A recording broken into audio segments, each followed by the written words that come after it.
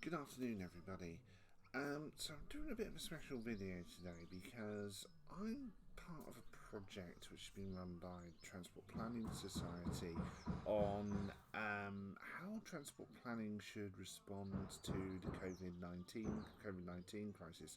I do apologise, by the way, for the banging in the background.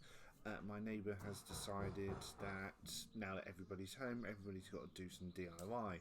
So I do apologise now. I've actually been trying to get this shot all weekend, but it's been worse than this. What can I say? So, as part of this project, the Transport Planning Society are asking transport planners a series of 4 questions to understand a bit more about how they feel about the current situation and what they could do about it, essentially. And I'm going to use this video to provide my answer to these 4 questions. So, I'm going to take these in order, and let's start with number 1. How are you feeling about transport planning right now? Very good question. It's really uncertain. I'll be honest, it sounds cliche, but it's a very uncertain time. I do not know how the industry is going to react. I do not know how much we'll learn from this, I'll be honest. I'm hoping that it will be a positive thing. We will take the lessons of what we learned from pre-crisis, take the lessons from what we're learning now to actually try and create a better future once the crisis comes to an end. But there's this nagging doubt in me that says we're not going to learn, and it's just going to carry on the same way as it always has done. I hope I'm wrong, and I really do kind of hope I'm wrong. But also, it kind of comes out of a bit of a personal insecurity. So I am self-employed, and there's a great deal of uncertainty now, and a lot of work's dried up. Previous projects have been cancelled. There is that uncertainty at a personal level, which I can't really kind of get away from, and I can't get away from how I then feel as a transport planner as a result of all this happening. So question 2, what issues and opportunities for transport planning do you see posed by the current crisis?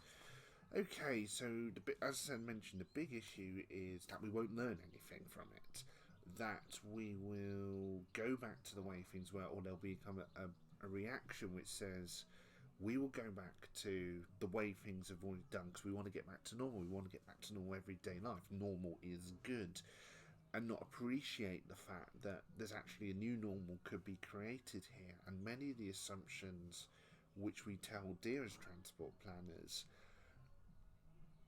they won't be challenged. And I think it's necessary that we challenge them now. So things like induced demand, things like pricing for roads, always kind of accepted truths of transport, good transport planning. We won't learn lessons on those, and we won't challenge our thinking as to whether or not what we want from transport planning is the right way, and the way in which we're going about it is actually the right way. And that also is then an opportunity, because we have this. We're basically in the middle of one of the biggest behaviour change experiments ever, frankly. And we've done big behaviour change initiatives before. I can remember the time of the London 2012 Olympics, where there was a massive behaviour change programme, and transport planning learned a lot, but we did not then apply it. And now we're just going through a massive behaviour change. We're going through something which has come completely unprecedented, and for those of us who want a much more sustainable future, this is kind of a glimpse into that future, and we've got to grasp it. We're never going to get a chance like this again.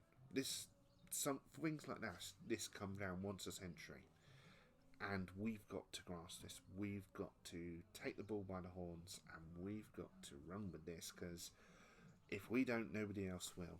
How do you feel about the future of transport planning, and why? Do you know, I'm actually pretty confident about the future of transport planning. It's not because of whether or not we'll learn stuff from this, and whether or not we will start to then take different policy decisions in transport planning.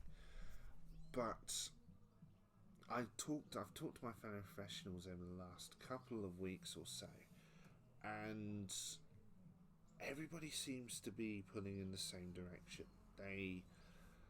They know that there's something here. There's kind of something kind of a bit intangible. That there's something about this is the opportunity for transport planning to create its own future and to be able to not like force its vision on everybody, but say we've learned all this from transport planning history. We've learned all of this about what constitutes good transport planning in sustainable cities and how do we then make better lives for ourselves. And you've just seen the impact of not having basically going without us, I suppose, going without this kind of large scale transport planning because there's been no travel.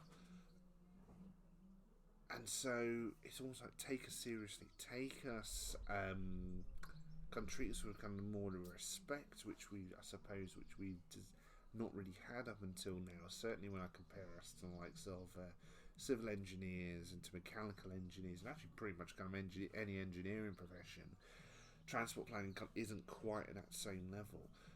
And because this crisis has actually said, well, actually, you really need good transport planning in order for your society to function, will be treated with more respect in the future. How that then translates into whether or not we then get sustainable transport outcomes is yet to be seen. Final question. What should transport planners and the TPS be doing about this? I'm not so sure about the TPS, I'll be honest. That's kind of why I'm interested in the Discovery project. But in terms of what transport planners, what we can immediately do is actually talk to one another and support one another immediately through this crisis. Let's not only just share learning and be bold in terms of collecting data, in terms of trying new approaches, trying to be more innovative throughout this crisis, but to be supportive of one another in this. And not just supportive in terms of, yes, this is a fantastic project, I want to be part of it, and if needs be, I will volunteer my time. But be there for one another. It's very easy in this crisis to think about it in pure transport planning terms, but this is having a real impact on people. People are dying, people are suffering kind of extreme emotional shock in some respects. And so it's reliant upon us to support one another and to be able to provide that emotional support to one another to say, yes, times are hard, but they will come to an end and they will, kind of grass will be greener on the other side because of the actions which we're now taking. And just providing that level of support as opposed to just focusing on the policy responses can mean as much, if not more, than the future world which we are creating. So I hope you found this useful, and it's going to give you a bit of an insight onto how I'm thinking and feeling about transport planning profession at the moment.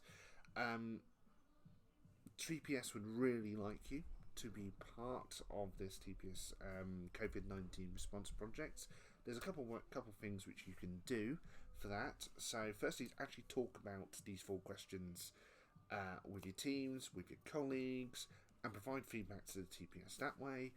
Or if you have a social media account, use the hashtag to share your thoughts, to share your feelings, and your responses to each of these 4 questions. Because all that's going to be collated, all of that's going to be part of a response or become basically be incorporated as part of the project. And so, yes, feel free to share. And in the meantime, look after yourselves and stay safe. Thank you.